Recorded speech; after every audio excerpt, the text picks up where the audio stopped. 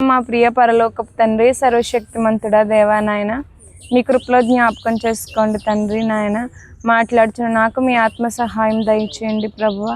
నాయన పాటలు పాడుచుండగా, వాక్యం ధ్యానించుండగా మాకు తోడే నడిపించండి తండ్రి. పరిచర్యకు వ్యతిరేకమైన ప్రతిదాన్ని ప్రభువా నీవే నిర్మూలపరిచి ప్రభువా నాయన పరిచర్యను ముందుకు ఘనముగా ముందుకు తీసుకువెళ్ళండి ప్రభువా. సహాయం చేయండి నాయన. ప్రతి ఒక్కరికి మారు మనసు దయచేయండి. సహాయం చేయమని యేసుక్రీస్తు ప్రభువారి పరిశుద్ధ నామమున అడిగి వేడుకుంటున్నాము కన్న తండ్రి, ఆమేన్. పాట పాడుకుందామండి. నీ దయలో నీ కృపలో కాచితివి ఇంతకాలము. దేవునికి స్తోత్రం. ఒక ప్రార్థన చేసుకుని వాక్య భాగంలోనికి వెళ్దాం. పరిశుద్ధుడా, మా ప్రియ పరలోకపు తండ్రి, సర్వశక్తిమంతుడా దేవా నాయన, దేవ మాట్లాడుచున్న నాకు మీ ఆత్మ సహాయం దయచేయండి ప్రభా. నీ కృపలో జ్ఞాపకం చేసుకోండి దేవా, సహాయం చేయండి తండ్రి. మాట్లాడుచుండగా ప్రతి ఆత్మను కూడా ప్రభువ కదిలించి నీ వైపు ఆకర్షించుకోమని మా రక్షకుడైన యేసుక్రీస్తు ప్రభు వారి పరిశుద్ధ నామమున అడిగి వేడుకుంటున్నాము కన్న తండ్రి, ఆమేన్. కీర్తన గ్రంథము 35వ కీర్తనలో ఈ మాట ఉందండి. ఏంటంటే 9వ వచనంలో, అప్పుడు యెహోవా యందు నేను హర్షించుదును, ఆయన రక్షణ బట్టి నేను సంతోషించుదును. అప్పుడు యెహోవా, నీ వంటి వాడెవడు? మించిన బలము గలవారి చేతి నుండి దీనులను, దోచుకొని వారి చేతి నుండి దీనులను దరిద్రులను విడిపించువాడవు నీవే అని నా ఎముకలన్నీ చెప్పుకొనును.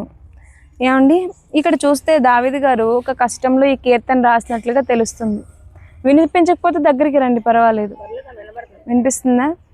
దావీదు గారు కష్టకాలంలో ఒక కీర్తన రాశారనమాట.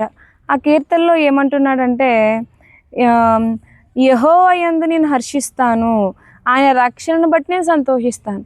దేవుని బట్టి సంతోషిస్తున్నాడంట. దేవుని బట్టి సంతోషించి ఆయన అంటున్నాడు, నాకు మించిన బలము గల వాళ్ళ చేతిలోంచి నన్ను రక్షించు.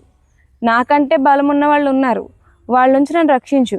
దోచుకునే వాళ్ళు ఉన్నారు, వాళ్ళ చేతిలో నుంచి నన్ను రక్షించు. దీనులను దరిద్రులను విడిపించువాడవు నీవే అని నా ఎముకలన్నీ చెప్పుకుంటున్నాయి అంటున్నాడు. ఎవరిని రక్షిస్తాడంటే దేవుడు? దీనులను దరిద్రులను రక్షిస్తాడంట. ఎవరిని రక్షిస్తాడండి?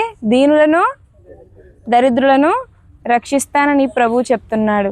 మరి దేవుని బట్టి సంతోషించే వారు ఎంతమంది ఉన్నారు అంటే అందరూ లేరు. మరి ఇలా మీకు ముందే చెప్పాను, మీకు వాక్యం చెప్పడం అన్న చిన్న విషయం కాదు. ఇంకా చెప్పాలంటే వంట చేయడం చిన్న విషయమే. కొంచెం కష్టపడితే ఇది ఒక 2 మనుషులు తోడుంటే వంట చేసేయచ్చు, మనం కాస్త డబ్బులు ఉంటే వంట చేసేయచ్చు. కానీ సువార్త అనేది అంత సులువైంది కాదు. 2 కాదు, 100 మంది ఉన్నా సరే వ్యతిరేకతలు వస్తాయి. ఇప్పుడు నేను మాట్లాడుతున్నప్పుడు కూడా మీకు ఏమన్నా శబ్దాలు ఇబ్బందిగా ఉంటే పట్టించుకోకండి, నా మాట మీద ఫోకస్ చేయండి. ఎందుకంటే చెప్పాను కదా మీకు ముందే, మీకు ఎంతమందికి గుర్తుందో నాకు తెలీదు. మీకు సువార్త చెప్పడం అన్నది సవాల్తో కూడిన విషయం అని. దేవుని బట్టి ఆనందించే వాళ్ళు అందరూ లేరు, దేవుణ్ణి ద్వేషించే వాళ్ళు కూడా చాలామంది ఉన్నారు. మరి అలాంటి వాళ్ళ చేతుల్లోంచి ఎవరు విడిపిస్తారంట? దేవుడే విడిపిస్తాడంట. ఇప్పుడు మన మీద దాడి చేసిన వాళ్ళు మనకంటే బలవంతులు కావచ్చు, ఏమండి, మనకంటే బలవంతులు కావచ్చు, వాళ్ళు దోచుకొని వారు కావచ్చు. కానీ దేవుడు ఏం చేస్తాడు? ఈ దీనుడుగా ఉంటే ఆయన రక్షిస్తాడనమాట. దీనుడు అంటే ఎవరు? దీనుడు అంటే తిరగబడకూడదు. మనము అవతల వాళ్ళు ఎంత తిరగబడినా, దేవుని ద్వేషించేవారు ఎంత తిరగబడినా మనం సాత్వికంతో ప్రేమించాలి. అర్థమైందండి? మనము పొగరబోతులాగా, మనం కోపిష్టిలాగా, మనం ఒక హంతకుల్లాగా మనం ఉంటే కనుక మనం దీనులం అవ్వం, దరిద్రులం అవుతాం. కాబట్టి దీనులైన వారికి దేవుడి హస్తం ఎప్పుడు తోడుగా ఉంటుంది. ఇలాంటి వ్యతిరేకతలు, ఇప్పుడు వస్తున్న వ్యతిరేకత ఏదైతే ఉందో, మీరు చూస్తున్న వ్యతిరేకత ఏదైందో, ఇలాంటి వ్యతిరేకతలు ఎన్ని వచ్చినా సరే మీరు నిలబడండి. మేము ముందే నిలబడతాం, మీరు కూడా నిలబడండి. చివరికి ఎవరిది విజయం అంటే దేవుడిదే. దేవుణ్ణి ఎప్పటికైనా దేవుడిదే. అంటే దేవుణ్ణి జయించే శక్తి ఎవరికి లేదు. కాకపోతే దేవుడు ఏం చెప్తున్నాడు అంటే, నేను దీనుల్నే ఆదరిస్తానంటున్నాడు.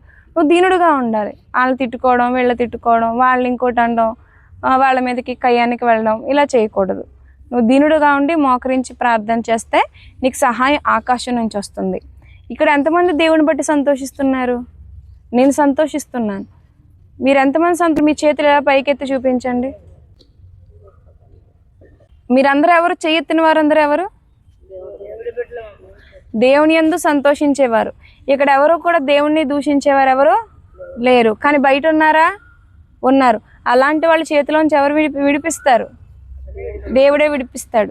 వాళ్ళకి మిమ్మల్ని మించిన బలం ఉండొచ్చు, ఏమండి, వాళ్ళు మిమ్మల్ని ఏదైనా చేయాలనుకోవచ్చు. కానీ మీరు కంగారు పడకండి, దేవుని విడిచిపెట్టేయకండి. మేము కంగారు పడట్లేదు, దేవుని విడిచిపెట్టేది లేదు. ప్రాణం పోయేంత వరకు ప్రభు సేవలోనే మేము ఉంటాం. మీకు అండగా దేవుడు మాకు అండగా ఉన్నాడు, మీకు కూడా దేవుడు అండగా ఉన్నాడు, మీకు మేము కూడా ఉన్నాం. భయపడకుండా ధైర్యంగా ఉండండి. ఇక్కడ శుక్రవారం, ఆదివారం తప్ప మిగిలిన అన్ని రోజుల్లో నాకు ఏదన్నా అయితే తప్ప, ఒకవేళ నేనేమన్నా మంచం పడితే, నాకు నీరసంగా ఉండి అయితే, ఇంకా చేయలేని పరిస్థితి వస్తే తప్ప ఇక్కడ ఆగడం అంటూ మామూలుగా సాధారణంగా జరగదు. కాబట్టి నేను సిద్ధంగా ఉన్నాను, మీరు కూడా వాక్యం వినడానికి సిద్ధపడండి. ఇంత తెగించి మేము వాక్యం చెప్తున్నప్పుడు మీరు రావడానికి ప్రయత్నించండి. చెప్పండి, ఒక మాట అడుగుతాను సూటిగా, నిజంగా ఒక మాట చెప్పండి. మీకు ఆహారంలో ఏమైనా నాణ్యత లేకుండా చేస్తున్నామా? అప్పుడు మీరు వాళ్ళ రిప్లై చూపించండి. ఆహారంలో నాణ్యత లేకుండా చూస్తున్నామా? చెప్పండి. మీరు ఇంట్లో వండుకున్న భోజనం కంటే శ్రేష్టంగా చేయాలన్నది మా ఆలోచన. మేము ఎలా తింటున్నాం మీరు గమనించారా? మీతో పాటు మేము తింటున్నాం. మేము ప్రత్యేకంగా వండుకోవట్లే. మీరు ఏది తింటున్నారో మేము అది తింటున్నాం. ఎందుకు ఇలాగా అంటే కేవలం మిమ్మల్ని ప్రేమించి. కాబట్టి మిమ్మల్ని ఇంతచే వాళ్ళు దేవుళ్ళలోనే దొరుకుతారు, బయట మనకు కనిపించరు, దేవుళ్ళలోనే కనిపిస్తారు. మీరు ఈ అవకాశాన్ని వదులుకోకండి. మీరు ఇంత లేటుగా వచ్చారు. టైం ఎంత అయిపోయింది? 2 అయిపోయింది. లేదు, 2 అయింది, కరెక్ట్గా 2 అయింది. 12:30 కల్లా అయిపోతుంది. మీరు 12ంటికి వచ్చేసారనుకోండి, ఈ పాటికి మనం వెళ్ళిపోవచ్చు. వస్తారా? రేపటి నుంచి 12 గంటలకు వచ్చేయండి. ఎన్ని గంటలకు వస్తారు? 12 గంటలకు వచ్చేయండి. ఇంత మంచి అవకాశాన్ని మీరు ఎందుకు వదులుకుంటున్నారు? దేవుడు ఎవరికి తోడై ఉన్నాడు?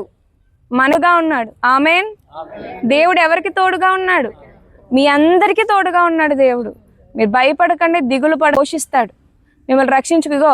నేను లేకపోయినా ఇంకో వ్యక్తితో అన్నా సరే మిమ్మల్ని పోషిస్తాడు. మిమ్మల్ని పోషించేది మేము కాదు, దేవుడు. ధైర్యంగా ఉండండి, దేనికి భయపడకండి. దేవుడే అంతే. దేవుని ఇష్టం లేకపోతే నేను చేయలేను. మేము మీపై ప్రేమ చూపించే దేవుడు, మనుషులమైన మేము కాదు. మాకేమో దేవుడు అంటూ లేకపోతే మేమెందుకు కష్టపడతాం? లేదు, మనం అంతే కదా. వాళ్ళకి మేము పెట్టేది ఏంటి అని ఆలోచించుకుంటారు కదా మనుషులు ఎవరైనా.